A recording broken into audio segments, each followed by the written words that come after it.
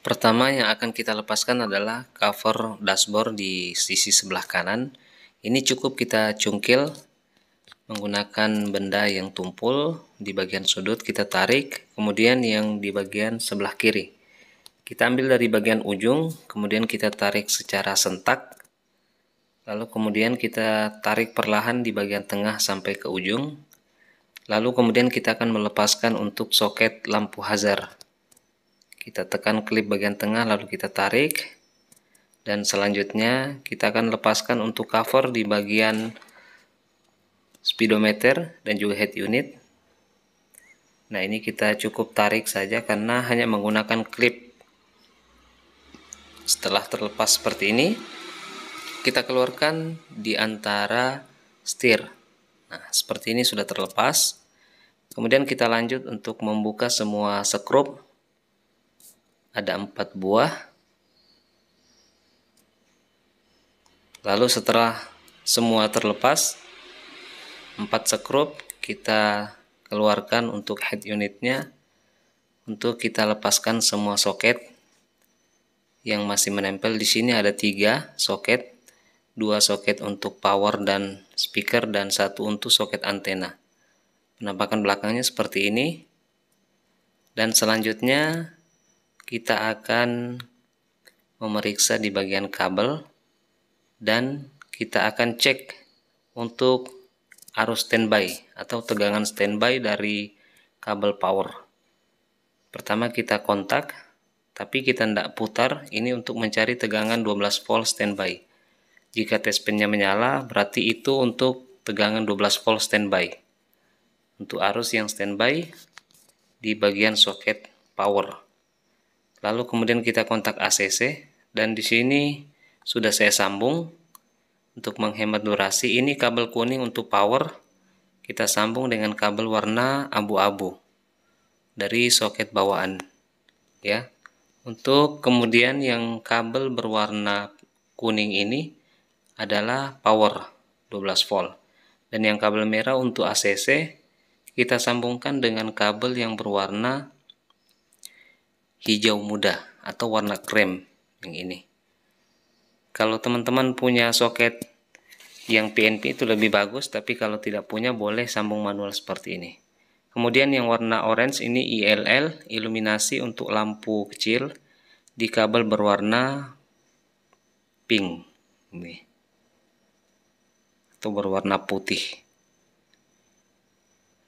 Selanjutnya untuk kabel negatif, kalian bisa ambil di kabel berwarna hitam dari soket besar ini yang bagian bawah. Untuk warna kabel itu tidak semua sama ya, jadi gunakan untuk test pen. Nah, ini itu kabel groundingnya itu yang berwarna coklat, jangan yang hitam ya. Nah, ini yang kabel berwarna coklat untuk grounding dari soket yang paling bawah ya. Oke, seperti itu. Lalu kemudian untuk speaker, nah di sini ada FR, front, right, depan kanan, plus dan minusnya. Nah, di sini untuk yang speaker front rear. Right itu untuk depan kanan, bagian supir. Dan ini plusnya di sini di kabel berwarna krem, dan yang negatifnya yang sebelahnya ada warna putih, kemudian putih strip hitam, ini colokannya. Kemudian selanjutnya yang kabel berwarna ungu dan merah. Nah, ini kabel berwarna pink juga untuk depan kanan yang negatif, sementara yang ungu untuk depan kiri yang positif, dan kabel merah itu untuk depan kiri negatif. Ini untuk speaker bagian depan. Soketnya menyatu dengan soket power ya. Ini kabel berwarna merah. Selanjutnya soket yang satu lagi yang kecil, di sini ada 4 kabel untuk speaker bagian belakang. Yang sebelah kanan positif. Ini kita bisa lihat ada 4 pin dari soket kecil ini di kabel RR ya.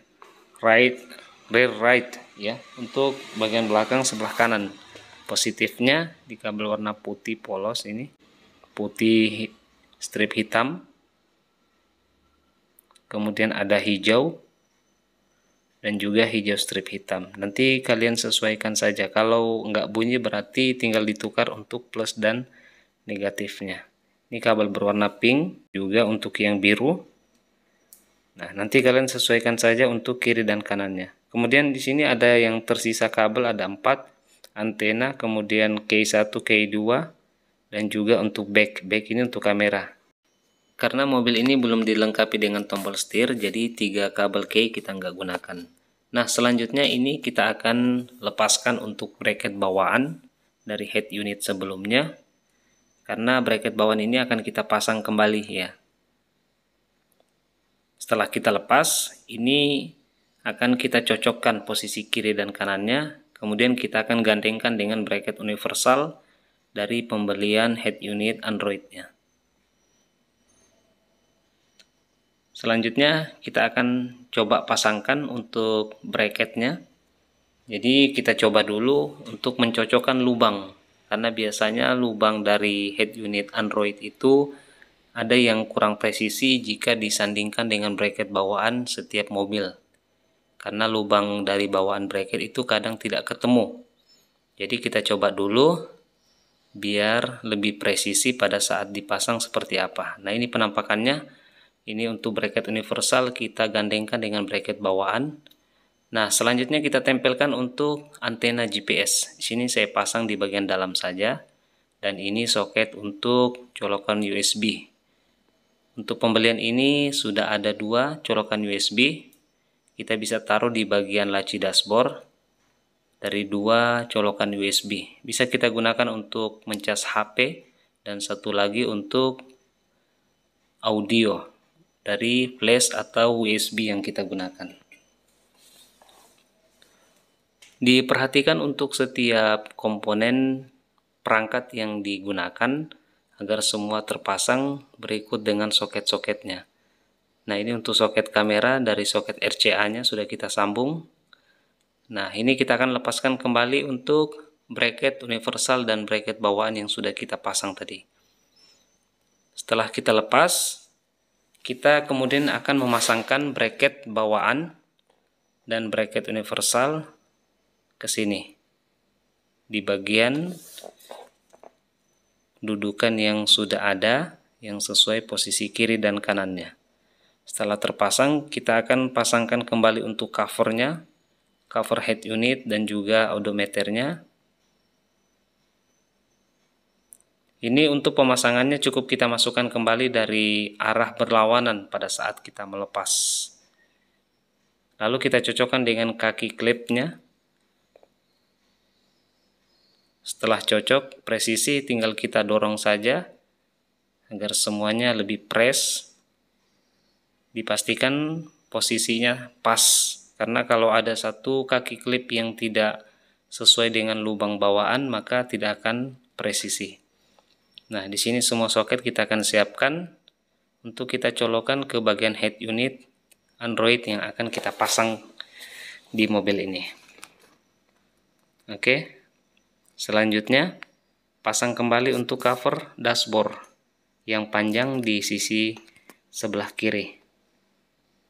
Nah, ini jangan lupa untuk pemasangan soket lampu hazard. Jangan sampai kelupaan pada saat head unit sudah terpasang, itu lumayan ribet untuk dilepas lagi. Ini juga tinggal didorong saja karena menggunakan klip. Nah, setelah semua rapat, kita akan pasangkan head unitnya. Semua soketnya akan kita colokkan sesuai dengan posisi pada bagian belakang head unit. Dimulai dari soket USB ada 2, kamera, antena, soket RCA, dan juga untuk soket power. Ini yang terakhir soket RCA-nya terpasang kalau teman-teman mau menggunakan audio subwoofer. Nah, ini udah terpasang. Kita rapikan, masukkan ke dalam. Nah, kita akan pasangkan untuk more dari bracketnya. Ini agak lumayan sulit karena more-nya gampang jatuh. Kita mulai dari sebelah kanan bagian bawah, kemudian skrup bagian atas. Ini agak lumayan sulit karena areanya yang sempit. Lalu kita beralih di sebelah kiri bagian bawah, dan juga skrup di bagian kiri atas. Setelah semua skrup terpasang, kita pastikan head unit ini tidak goyang lagi agar lebih kuat dan presisi. Alhamdulillah, ini udah selesai terpasang untuk head unit Android 9 inci dengan brand Orca, memori 2/32 GB. Kita rangkaikan dengan pemasangan kamera mundur, juga merek yang sama, Orca. Dan ini bentuk head unit standar ya. Dan ini sekarang kita akan coba nyalakan. Oke.